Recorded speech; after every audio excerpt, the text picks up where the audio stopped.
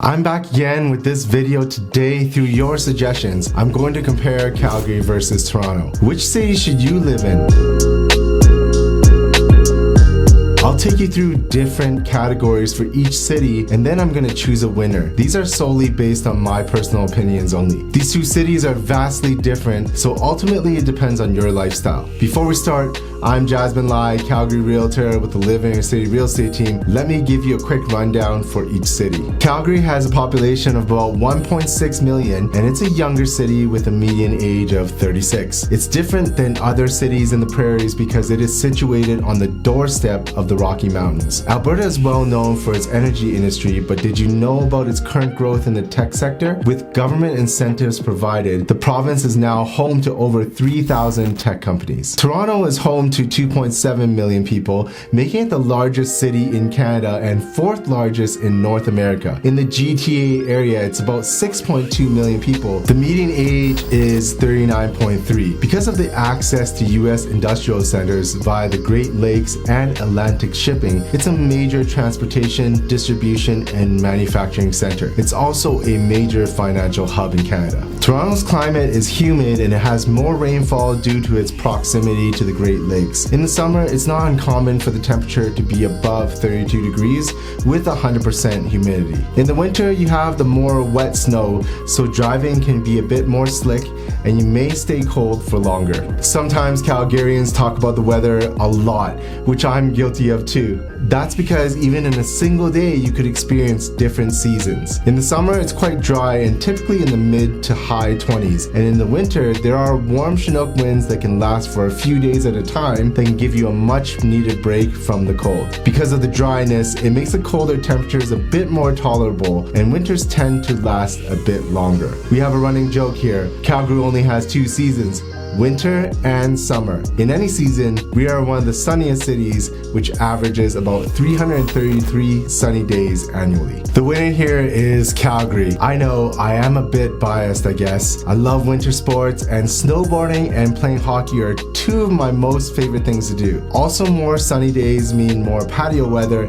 and outdoor adventures to be had in the summer. Next up is location. Toronto is popular among residents and tourists, where Toronto has all kinds of attractions and cultures, and it's close to the United States and not far from beautiful attractions like Niagara Falls. The city is also positioned on the edge of some of the best farmland in Canada. In Toronto, because the location is pretty central, you can visit dozens of other cities and provincial parks all within a 2-hour radius. Also, because of being central, it enables international trade, making the city one of the best economic ties and influences from the US. Because of this, the city has grown and thrived on being one of the biggest metropolitan areas in North America. Calgary is Western Canada's major inland port, which is surrounded by expansive natural beauty. Banff is only an hour and a half away, with access to Kananaskis and the other mountains about 1 hour away. With all this so close by, it's a destination for those looking for new adventures in the great outdoors. Whether you love to camp, hike, ski, or bike, you have so many options. It's also a major sports hub with two NHL teams, Calgary and Edmonton, called the Battle of Alberta, and because of the sprawling nature of the city, it features a total of 35 golf courses versus the 13 in Toronto. And because Calgary is less populated and less dense than Toronto, there is no heavy industry. The air quality and cleanliness are arguably better than Toronto, if not among the best of all Canadian cities. And the winner is, it's a tie. Both cities have access to nature, with Calgary slightly winning there, but Toronto is more centrally located and a bit more connected to the world. Now let's take a look at the job markets. In Toronto, there are more career opportunities because there are more diverse jobs in banking, finance,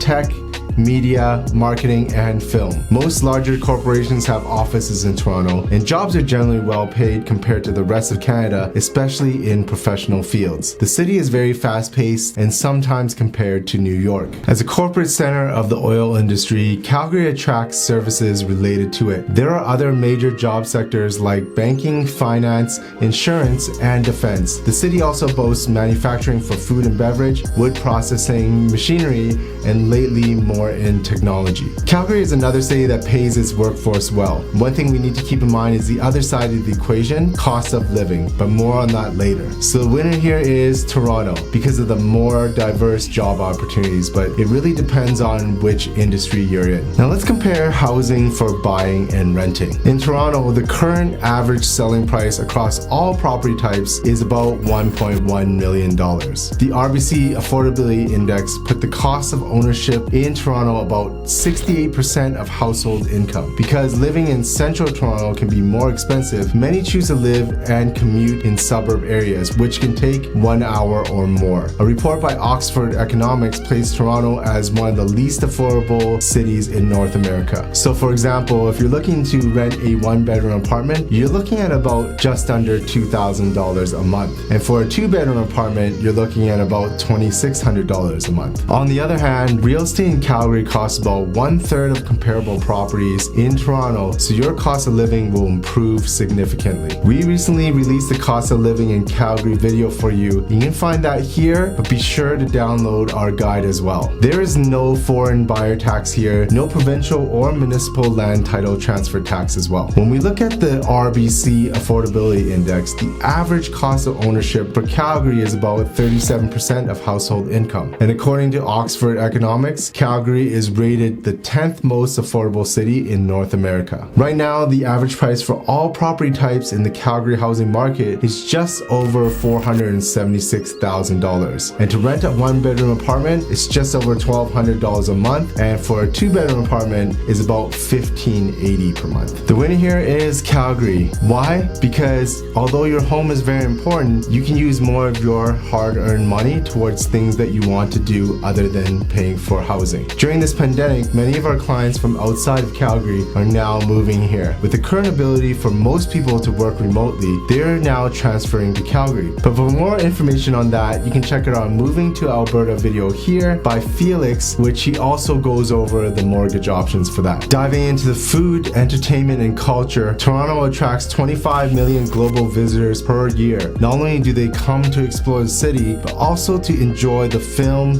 music, theater, and festivals that it hosts. Just outside the city is Algonquin Provincial Park to the north and Niagara Falls to the south. Toronto is home to a very diverse food scene. Asian to South America, French to Caribbean, there's plenty to treat your taste buds. The city is more metropolitan and has a busy nightlife and a robust music scene. Every year, the Toronto International Film Festival is hosted in September that attracts many visitors as well as Hollywood celebrities. The nickname for Toronto is Hogtown. If anyone can help me understand the origins of this nickname, please share it in the comments below. Calgary has 7.7 million visitors per year for the unbelievable access to the mountains, the Calgary Stampede, and other festivals that we have throughout the year. While the food scene is not at the same levels as Toronto's, it's not too far behind. 10 restaurants in Calgary were included in the top 100 list of the best restaurants in Canada. Make sure you look out for upcoming videos on what it's like to live in each quadrant of the city. Now, if you love beer, craft breweries are a thing here in Calgary. We boast more than 40 of them, and that's compared to the same number in Toronto. For nightlife, there aren't as many options here than in Toronto, and the nickname for Calgary is Cowtown. Now, Toronto wins hands down in this category for having a bit more of everything